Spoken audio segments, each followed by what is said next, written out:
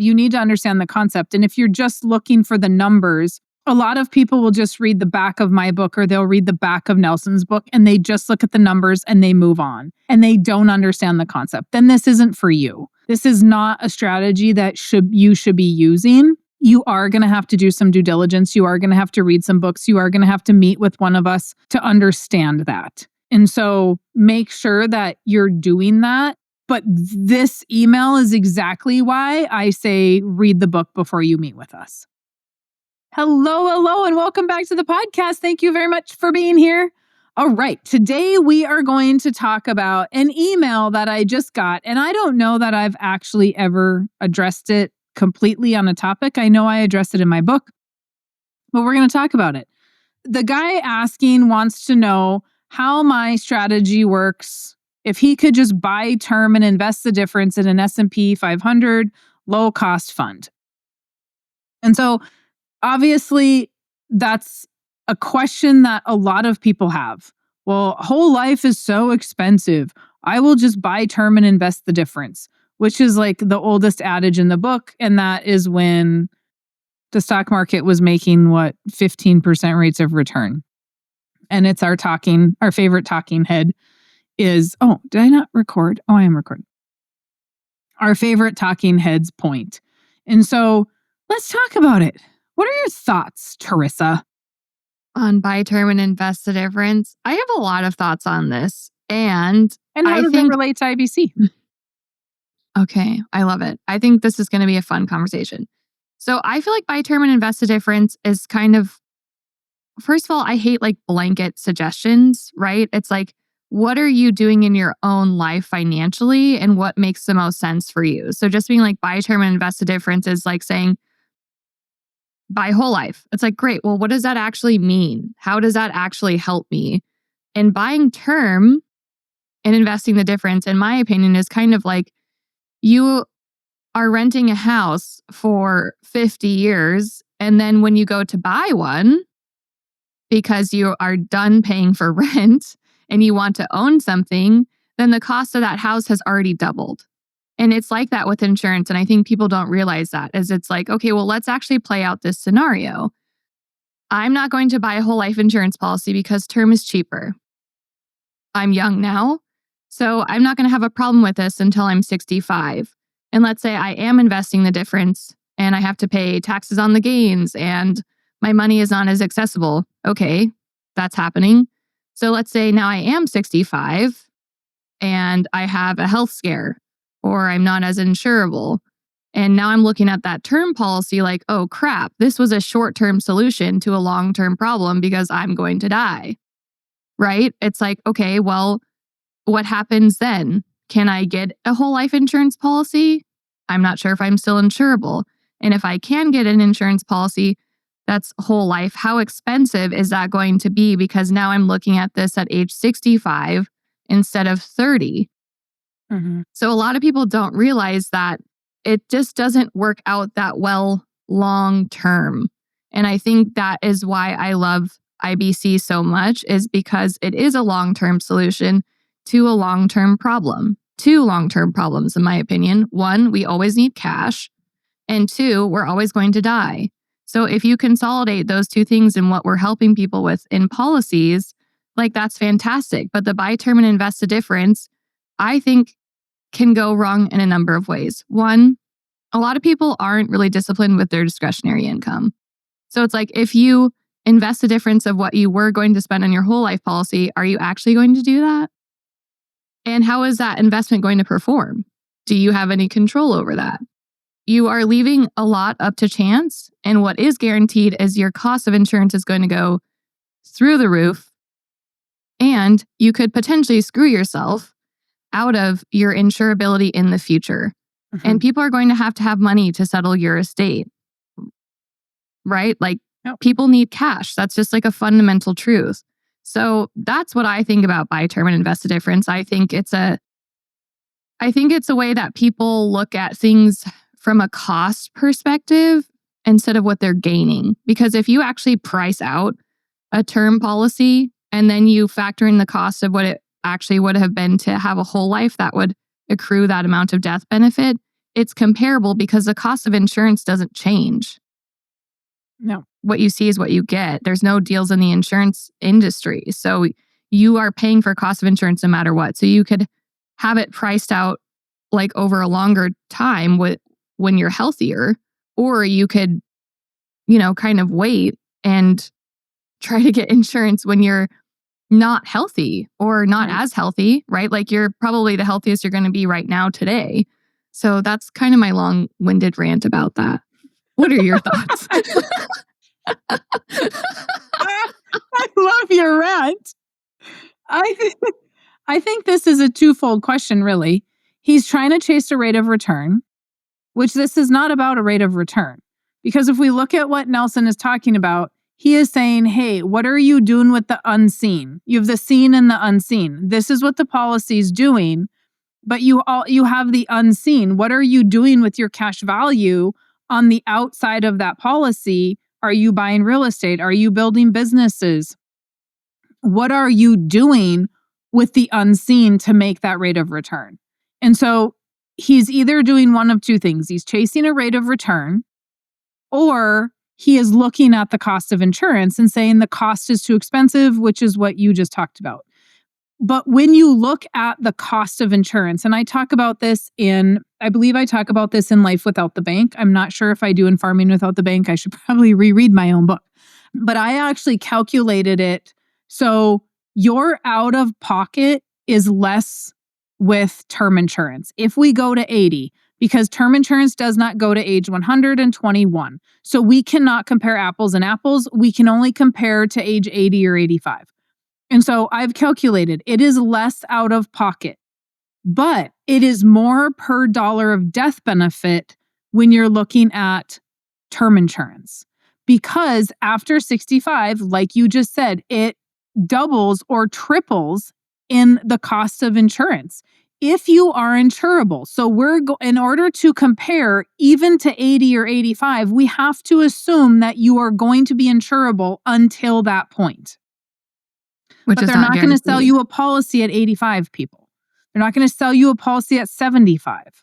So you have to be insurable until you can buy that last policy that ends at 80 or 85. And so when you look at the cost per dollar of death benefit, it is actually more expensive than whole life. And that's to 85. I didn't even go to 121. And so if we go to 121, it's even less expensive. So I think that he's really focused on the wrong thing, right? Well, he's not even, when he emailed me, he watched the video. He watched my video on how it works. So if you're watching this and you're like, oh, how does this work? You can go to withoutthebank.com and click on the how it works video, and you can get a little video of everything all drawn out about how this works. What's not covered in that video is the thought process, the concept. And so this gentleman is missing the concept of how to think about money, which is the seen and the unseen. He's missing the headwinds and the tailwinds. He's missing Parkinson's. He's missing Willie Sutton. He's missing all of it. And he replied to me. I responded to him and said, well, start reading the book. Like, have you read the book? And he said, well, I started it.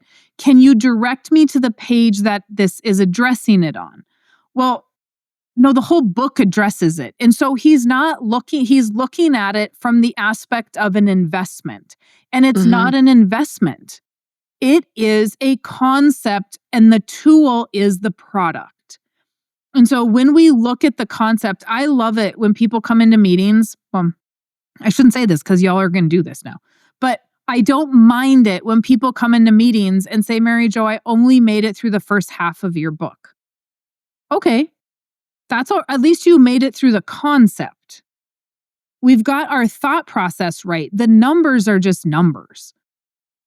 Those are easy. Those are guaranteed, right? Your premium's never going to go up. Your guaranteed column is always going to increase. John and I talked about this on Farming Without the Bank. We went over one of the chapters in Nelson's book. And so we've got the guarantees and the policies. That is steady. That's easy to explain. What's hard to explain is rewiring our thought process to look past a rate of return.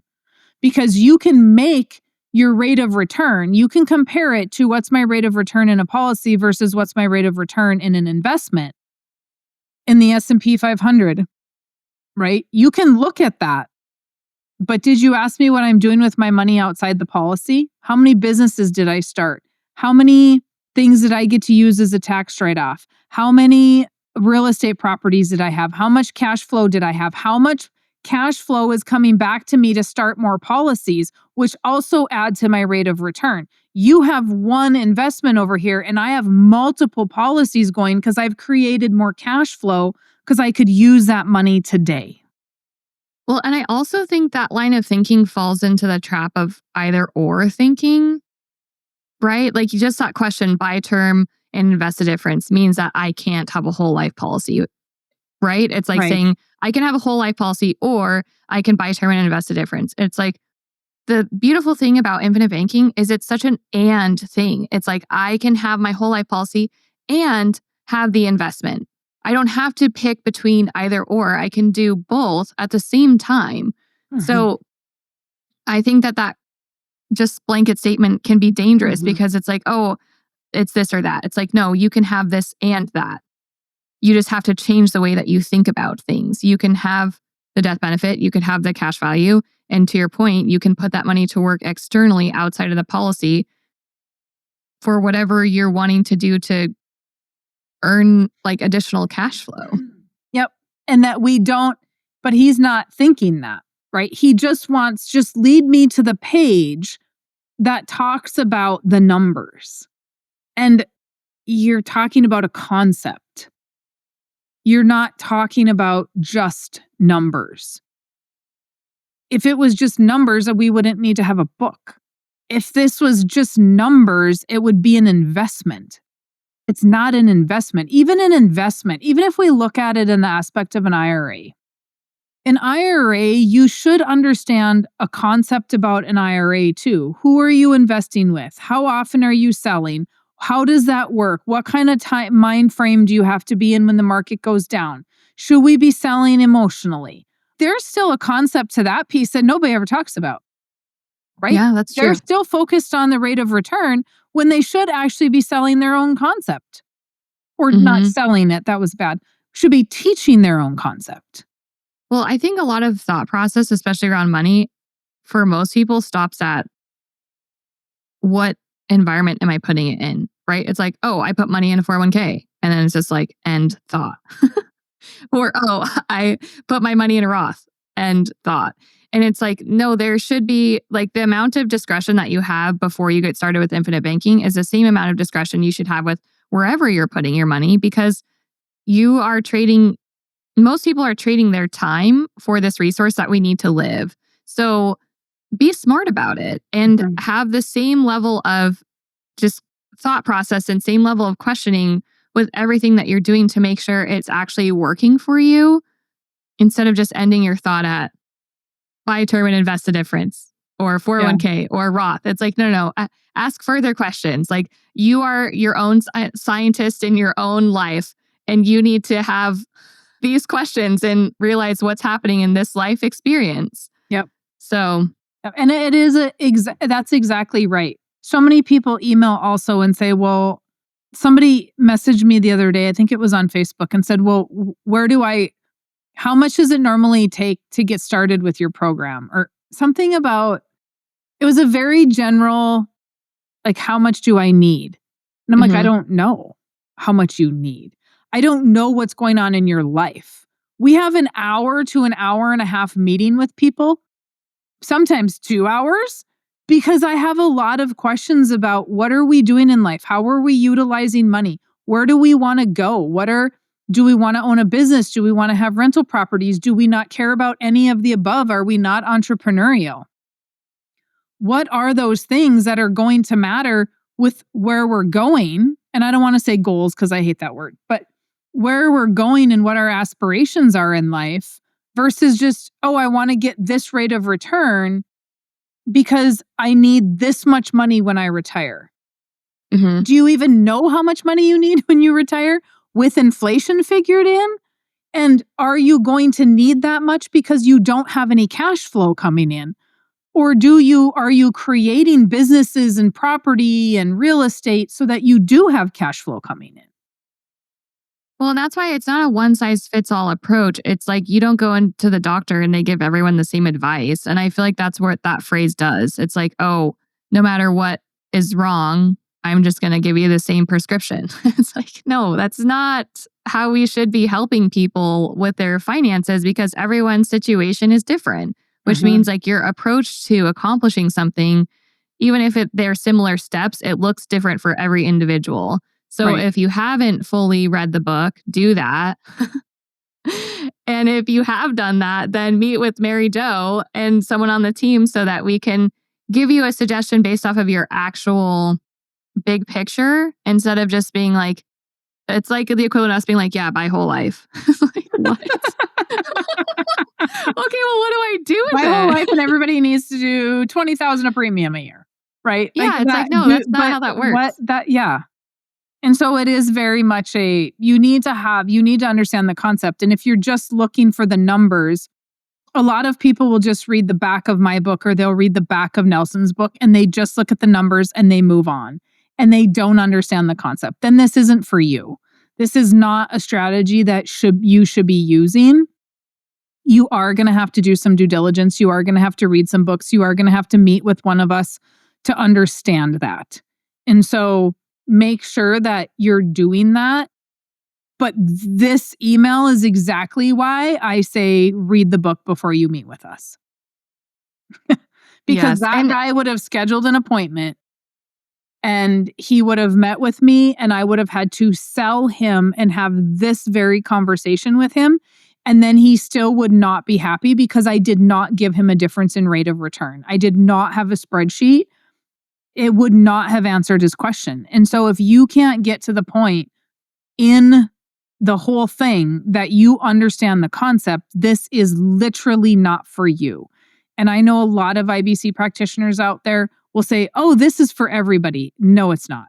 No, it is not for everybody. It is for people that want to take control of the banking function of their life and be the banker, be the lender, be the person that amortizes schedules and is an honest banker.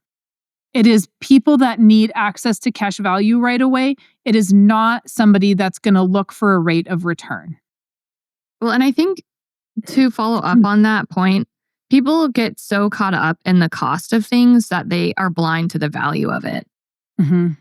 That's great. I love that. It's like, don't be so caught up on the price that you are so blind to what you're actually receiving from something. What is the value of doing this? You have freedom. You have control. You don't have to ask for permission. You have a warehouse that you can store your wealth that is guaranteed to grow. There's so many generational wealth with a discounted dollar. That is so good, Tarisa. I love that because you can go hire a cheap contractor that doesn't do the job, but they were cheap, or you can hire a good contractor that shows up, does the job, is clean, and you don't have to hire somebody later to do it again, which is basically term insurance, right? Yes. Or you're just like renting a house for forever. That's what I think term insurance, because it's like you don't get cash value. Well, there's one term policy that's very rare. A lot of people don't sell it anymore that does have that, but it's not very common. Mm-hmm. But for the most part, you don't get cash value. It runs out. And then it's like, once it's done, it's done. And then you have to requalify for insurance. It's like, or if you just did it right the first time and you're like, hey, I'm going to buy whole life because I'm going to die and I need cash, then do that. And term has its, let me be clear, term has its reasoning. Benefit. Yeah. You know, like there is a reason that we want to buy term.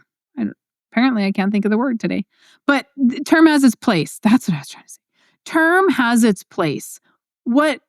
It's just not the long-term answer because we're going to probably live past 65. And so when we're looking long-term, dividend paying whole life is the answer, not term. I do write a lot of term because that's all we can maybe afford, or it's convertible term that can be converted to whole life without a health underwriting again. There are some companies that write a return of premium term. Hey, that's okay. People come in and apologize for having term. You don't need to apologize to me for having term insurance. That's totally okay. You have coverage. I'm thrilled that you have coverage. But now, if whole life is a better fit, let's get you into the better fit. But we're not doing it because there's a rate of return. If I'm doing term insurance, it is literally because I want coverage on you today that can be converted to whole life, but we need some death benefit and we don't have the funds to be buying whole life. And so it's a big whole look at everything. It's just it's not as easy as what he wanted an answer to be. And I'm not, like I said to him, I'm not going to rewrite the book here for you. And I'm not going to redo 300 podcasts, right? They're all there. And all these podcasts are meant so that we can educate and challenge thinking. And it's not, and that you have confidence that maybe it's a fit for you. I don't know, but it's definitely not something where you can watch a 3-minute video and then come back and say, well, what's the difference as a rate of return? Clearly the guy hasn't listened to any podcasts, because if he did, he would know sure shit not to ask that question. Well, hopefully he'll know to one after he listens. Before he comes to the meeting. He'll be like, oh my God, thank God I didn't say those words exactly. Those are Mary Jo's trigger words. Yeah. All right, guys. I hope that was pretty cut and dry. And I like that. That we explained fast, easy. If you have more questions, listen to more podcasts, read the book again. But if you have questions, you know the routine. Mary Jo at Without the Bank, Tarisa at Without the Bank, go to Without the Bank, grab your book, read it, schedule your appointment with either one of us. We're happy to help you. And let us know if you have questions, comments, or concerns. Otherwise, you have a fantastic rest of your day.